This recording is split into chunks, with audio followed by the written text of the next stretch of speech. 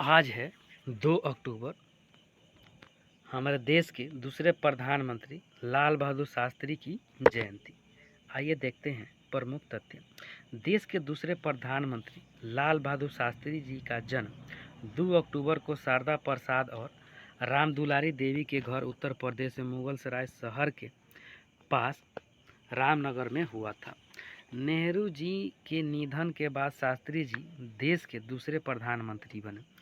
शास्त्री जी ने अपने जीवन में कई ऐसे कार्य किए हैं जिससे आज सभी लोग प्रेरणा लेते हैं। शास्त्री जी के ईमानदारी और सादगीपूर्ण जीवन के अनेक किस्से हैं। 2 अक्टूबर 2022 को लाल बहादुर शास्त्री की 118वीं जयंती मनाई जा रही है, जबकि महात्मा गांधी की 153वीं जयंती मनाई जा रही है। महात्मा गांधी और लाल बहादुर शास्त्री जी की दोनों ने ही देश के लिए अपना पूरा जीवन लगा दिया।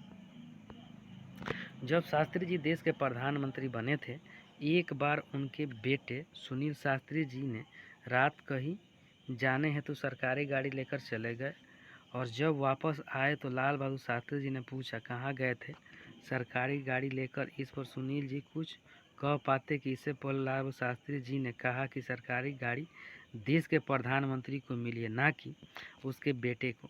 आगे से कहीं जाना हो तो सरकारी गाड़ी का प्रयोग ना किया करो। शास्त्री जी यही नहीं रुके, उन्होंने अपने ड्राइवर से पता करवाया कि गाड़ी कितने किलोमीटर चली है और उसका पैसा सरकारी राजकोष में भी जमा करवाया।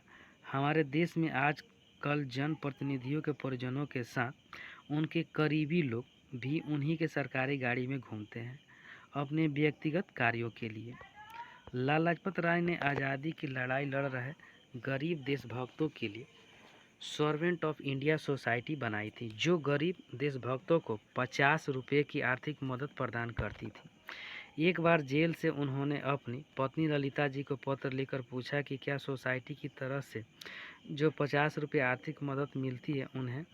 जवाब में ललिता जी ने कहा, हाँ, जिससे 40 रुपये में घर का खर्च चल जाता है। शास्त्री जी ने यह पता चलते ही बिना किसी देर किए सर्वेंट ऑफ इंडिया सोसाइटी को पत्र लिखा कि मेरे घर का खर्च 40 रुपये में हो जाता है, कृपया मुझे दी जाने वाली सहयोग 50 रुपये से घटाकर 40 रुपये कर दीजिए, ताकि ज़्यादा से ज़्यादा देशभक्तों को भी आर्थिक सहयोग मिल सके।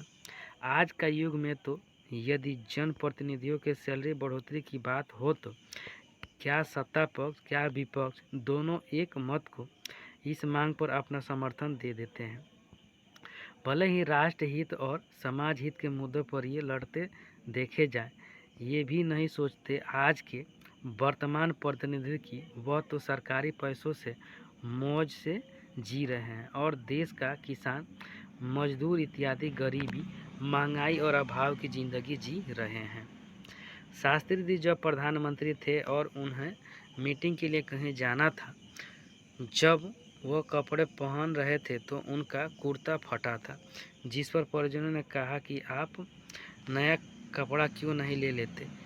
इस पर पलटकर शास्त्री जी ने कहा कि मेरे देश के अभी लाखों लोगों के तन पर कपड़े नहीं हैं, फटा हुआ तो क्या हुआ, इसके ऊपर कोट पहन लूँगा और फटा कपड़ा इस तरह कुछ दिन और काम में आएगा। ऐसे ये हमारे शास्त्री जी आज के प्रतिनिधियों मंत्रियों के सूट लाखों में आते हैं, इन्हें इससे फर्क नहीं पड़ता कि देश के लाखों लोगों की वार्षिक आय भी नहीं होगी लाखों रुपए। बात सन 1965 का, जब भारत और पाकिस्तान का युद्ध चल रहा था और भारतीय सेना लाहौर के हवाई अड्डे पर हमला करने के लिए सीमा के भीतर पहुंच गई थी। घबराकर अमेरिका ने अपने नागरिकों को लाहौर से निकालने के लिए कुछ समय के लिए युद्ध विराम की अपील की। उस समय हम अमेरिका के PL 480 स्कीम के तहत हासिल लाल गेहूं खाने को बाध्य थे। हम भारतीय अमेरिका के राष्ट्रपति ने शास्त्री जी को कहा कि अगर युद्ध नहीं रुका तो गेहूं का निर्यात बंद कर दिया जाएगा। उसके बाद अक्टूबर 1965 में दशहरे के दिन दिल्ली के रामलीला मैदान में शास्त्री जी ने देश की जनता को संबोधित किया। उन्होंने देशवासियों से कहा, एक दिन का उपवास रखने की अपील की और साथ में खुद भी एक दिन उपवास का पालन करने का निर्णय लिया।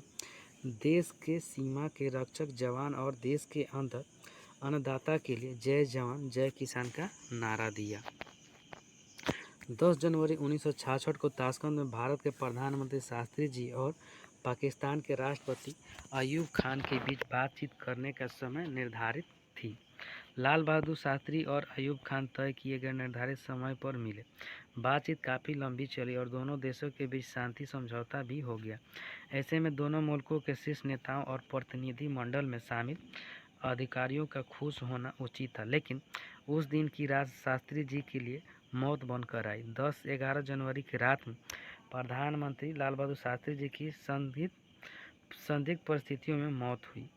ताशकंद समझौते के कुछ घंटों बाद ही भारत के लिए सब कुछ बदल गया। विदेशी धरती पर संदिग्ध परिस्थितियों में भारतीय प्रधानमंत्री की मौत से सन्नाटा छा गया था। शास्त्री जी की मौत के बाद तमाम सवाल खड़े हुए। उनकी मौत के पीछे साजिश की बात भी कही जाती है, क्योंकि शास्त्री जी की मौत के दो अहम गवाह उनके निजी चिकित्सक R.N. चुंग और घरेलू सहायक रामनाथ की सड़क दुर्घटनाओं में संदिग्ध परिस्थितियों में मौत हुई, तो यह रहस्य और गहरा हो गया। देश के नागरिकों को चाहिए कि शास्त्री जी के मौत की निष्पक्ष जांच की मांग करें सरकार से। यही शास्त्री जी के प्रति देशवासियों की सच्ची श्रद्धांजलि होगी। Thank you friend. अच्छा लगता है लाइक सब्सक्राइब और शेयर जरूर करें। साथ में बेल आइकन का बटन दबाना नहीं भूलें।